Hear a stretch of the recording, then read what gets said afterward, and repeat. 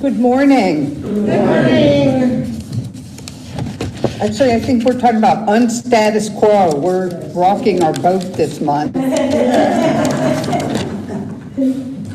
The center down in Santa Rosa, where I attend, sits beside Highway 12. And we don't see the road because the road drops down. What we've always seen is just this row of bushes and hedges that go along the embankment. And one day the city came and cut the hedges and the bushes down.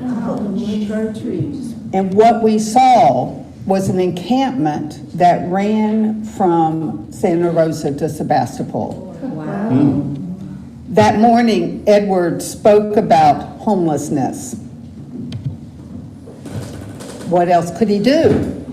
It was right there in your face. You could not come to the center without seeing all the homeless people living on the ground in their tents. And it was just right there in our face. This month, we've been talking about the unstatus quo. We've been talking about those things we don't talk about as religious scientists. Those things we turn away from, those things that we can deny, pretend aren't going on. This morning's talk is on the truth about wholeness and disability. Now, I was really struck by this when I first read this title. I'm like, what are we supposed to do about this? Luckily for me, I stand very strong in that truth of wholeness. And so I've been looking at what does it mean to face disability from that perspective, that life itself is whole and that we are that wholeness. Ernest Holmes, our founder, uses an expression over and over again of every whit whole. I love that. He's not talking about when we get to a changed condition. He's talking about our true nature. We are every whit whole. I was talking to a friend of mine last night, and I knew about her journey. She had a niece who she cared for years. She was born with a degenerative disease that left her body more and more crippled till the end of her life at 25, where she could literally do nothing by herself. She couldn't talk, she couldn't eat, she couldn't move. And the people that surrounded her, her family, her community, her caretakers, took care of her everything, her every need, everything that was necessary to just hold that quality of life wherever she was. And when my friend talked about it, she said people would come and meet her for the first time, and you could see the reaction on their face that they were seeing a crippled body. That was what their experience was. And she said they missed that she was a whole being. She was a whole being. To her loved ones, they didn't see the crippledness. They saw Jessica. Now I know you know in your hearts for those people you love what I'm referring to. So here this morning, we want to take a look at where do I block that view, because clearly we don't see the whole picture in life. Our perception has us limited of what we're seeing. It's what has us see separateness. Our founder, Ernest Holmes, says this. See if I can make it visible for myself. We try to divide the indivisible. We think there is a good and bad, a this and that, a you and me. We sweat blood contending against an adversary that has no existence beyond our own imagination. That is a radical statement of wholeness and oneness. And so to look at in our practice of where are my internal barriers that see separation, we're not denying the human experience. We're not denying conditions. We're not denying that there are things to be done. But how and from whence are we doing them? So I can stand in the experience and the awareness of wholeness and oneness. As my friend sat with her niece, she saw her as this whole being and she cared for her. Or I can place of you're different than me, you're separate, you're less than me, you're this, you're that.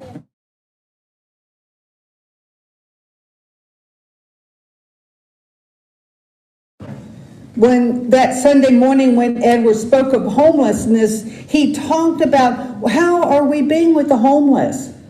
I've had the great opportunity and honor to work with the homeless in our community in Sonoma County, to feed them, to have conversations with them.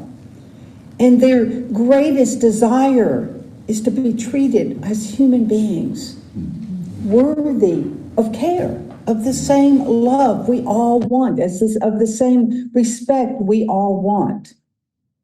And I know that this is true for people who are not able-bodied. When I was preparing for this talk, I thought about the different circumstances of disability that I'm aware of in my life. I have a good friend, Steve, down in Santa Rosa, who has had polio all his life. He has braces on his legs. He uses crutches or a wheelchair to get around. This man is unstoppable. He has outdone, I want to say most of us, maybe not all of you. He races marathons in his hand-pedaled bicycle. He goes out exploring and climbing in nature on his braces and crutches in places a lot of us would not venture to go. He's an artist of large canvases. He's written a book. He's a speaker. He is an amazing man in and of his own right. And then I thought about Stephen Hawkins in that interview I heard with his mother. She said they always knew that Stephen had an extraordinary brilliance. But he was at the university and he was a party guy. He didn't care about academic study. He would go out and pick up girls and get drunk. He just wanted to have a good time until he was stricken by that degenerative disease that took the total use of his body away from him.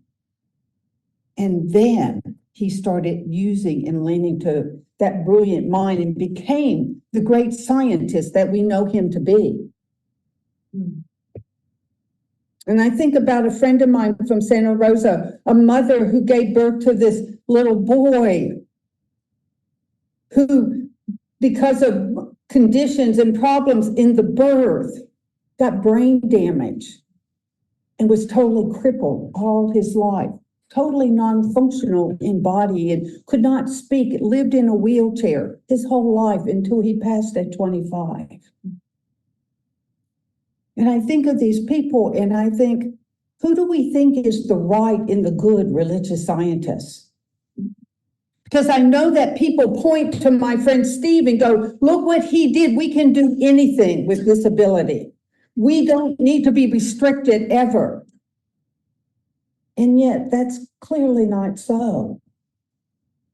Ernest Holmes' intention in understanding the beauty of this teaching of oneness and wholeness was not to get us all to the same place of outstanding accomplishment, to bring us wholeness in body or even mind.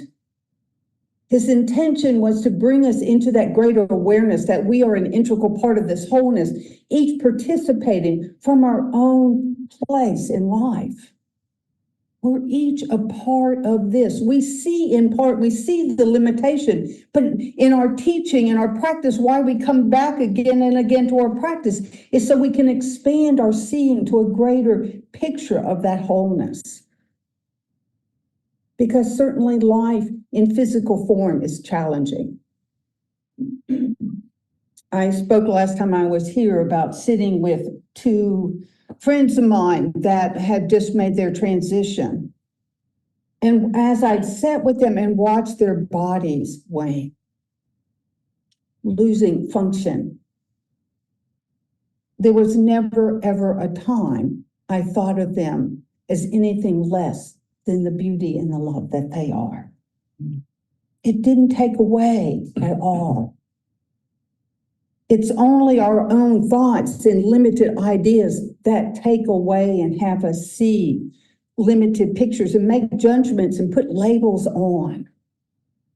I was remembering my first friend in elementary school. He was my friend in first grade who got hit by a car and died. This boy who had polio and walked around on crutches with his braces on his legs. And I can picture us sitting at the cafeteria table talking.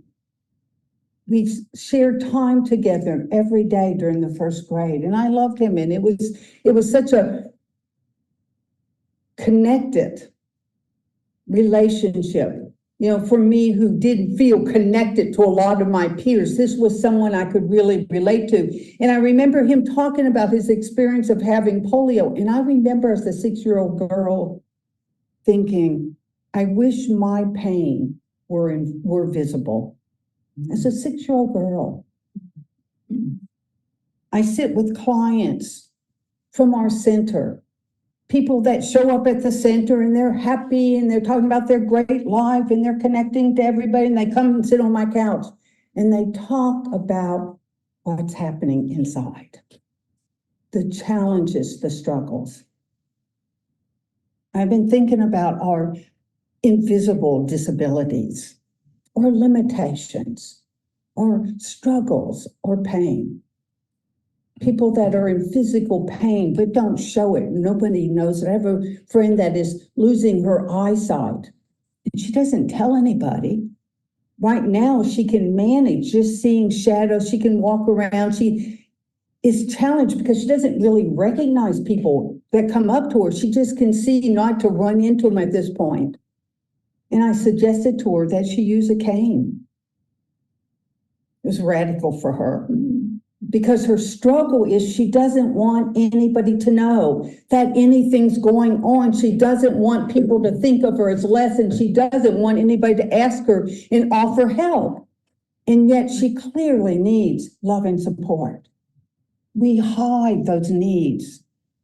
People walking around with depression, people walking around with all kinds of inner struggles, but we feel like we can't make them visible. We can't let people know, because here we're supposed to be whole in body, mind, and spirit.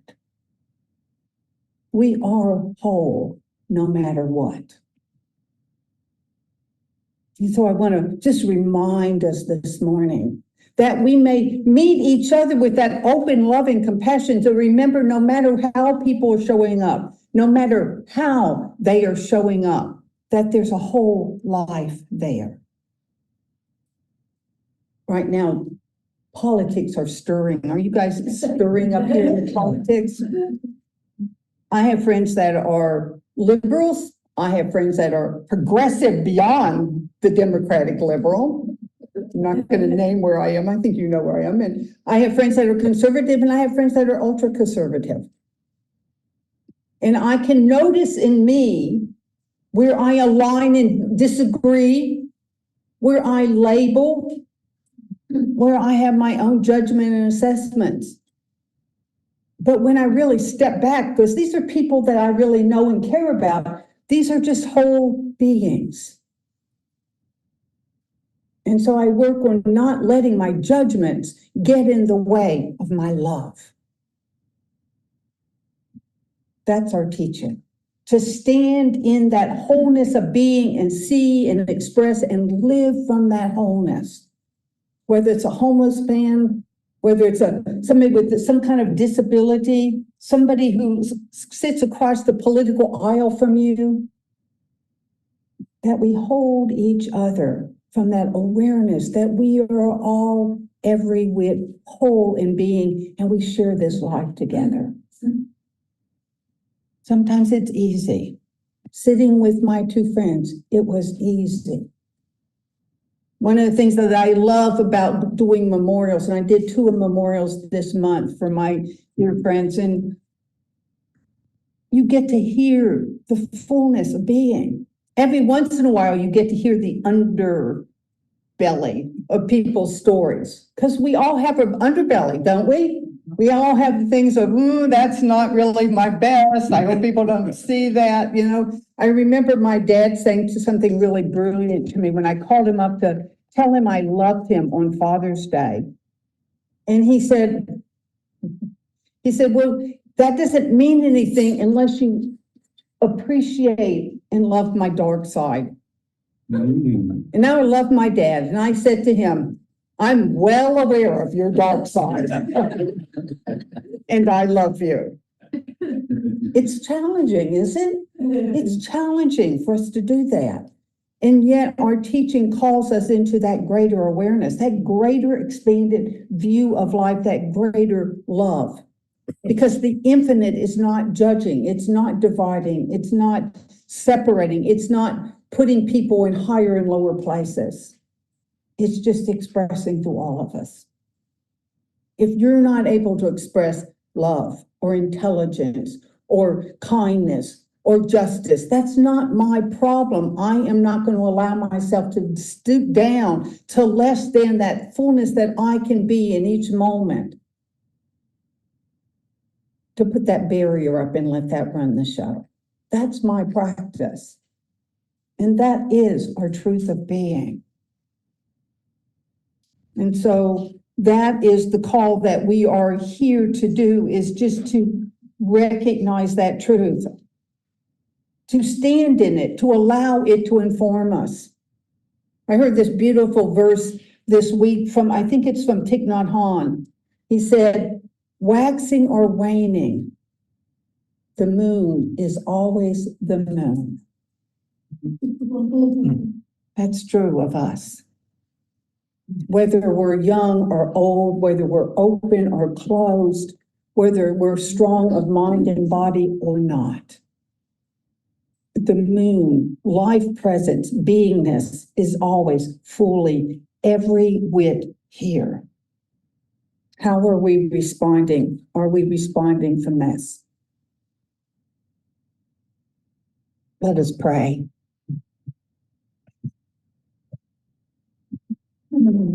So we simply take this time to align, to open in conscious recognition of that one presence, that wholeness of being, that wholeness that is created and is creating each and every individual, unfolding, creating and recreating anew, moment by moment. And it is every whit present, whole in each moment, each expression. Nothing and no one is ever left out of this wholeness, this one embrace of life. There is nothing to fix or change, get to become closer to this presence, for it is right here, fully abiding.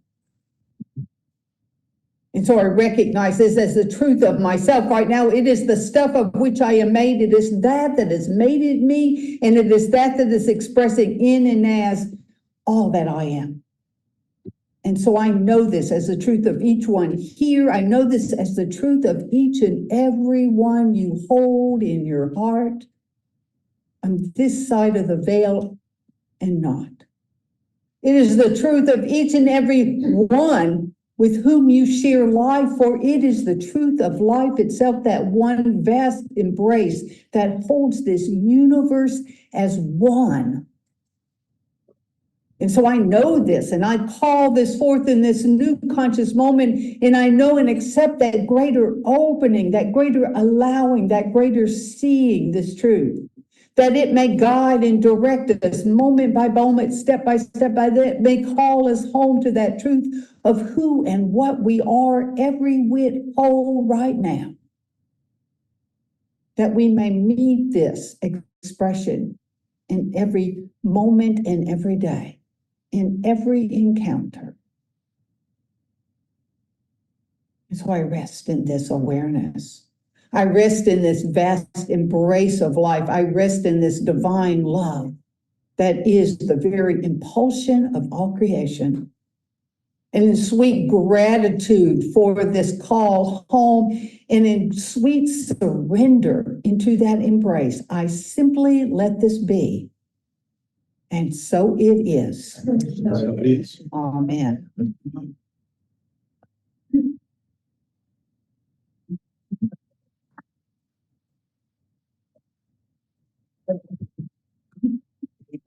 Anybody feeling real grateful right now? Thank you once again for coming to us every month. I'm going to admit that our new order of service confuses me at this point. So, Me too. this morning I decided, I'm supposed to talk to you right now about why I give. We're ready for our offertory, right? And last week, many of you were here and I did speak about that.